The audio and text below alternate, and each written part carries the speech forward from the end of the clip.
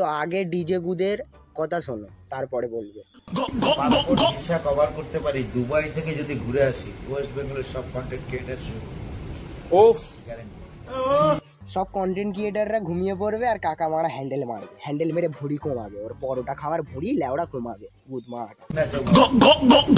পৃথিবীকে না চাই, আমাকে ভিডিও কলে south Africa, America, London, Dubai সবাই কথা বলে আমার সাথে।